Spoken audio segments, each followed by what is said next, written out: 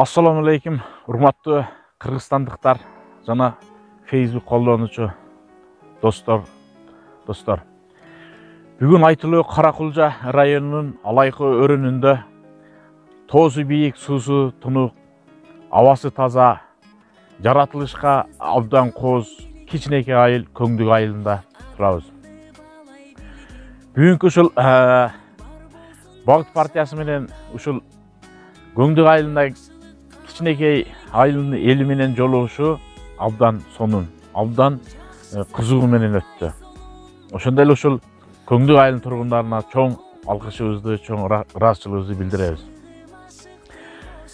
Ошонун бирге эле ушул шайлоого саналуу гана күндөр калды. Урматтуу мекендештерим, ушул шайлоодо жаңылышпай, ушул шайлоодо таразадай тактык менен 30 жылдан бери ушул шайлап келген чиновниктерди, 30 жылдан бери шайлап келген мал байларды канча жолу алдап, ушул жерден кыйратып ийебиз, биз жөн эле гүлдөтүп ийебиз, өнүктүрүп ийебиз, өстүрүп ийебиз деп канчалаган алдоолорду айтып, ушул карапайым көңүлү түз, ичинде кири жок элдерибизди ушул алдап, көпөстөр алдап келген.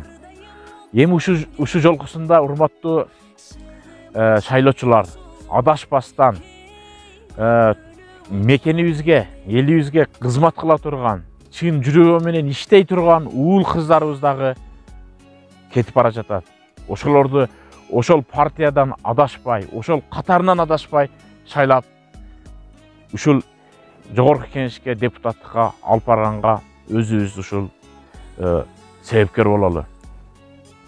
Ошондой эле ошол партиялардын арасында эң таза, эң жаш, эң иштей турган, илимдүү, мекенге күйө турган мекенчил уул кыздарыбыз бараткан партия бул Багыт партиясы. Бул Багыт партиясында эч кандай коррупционер жок, эч кандай башта мамлекетте тоноп жеген чиновниктин бир тууганы дагы жок, ошондой эле уул кызы дагы жок. Ошон үчүн урматтуу мекендештер, ушул жолкусунда дагы ушул адашпастан ушул Багыт партиясын шайлап бериңиздерди суранамын. Ушул жолкусунда мына президентибиз Садыр Нуркожоевич өтө сонун мүмкүнчүлүк түзүп берди элибизге.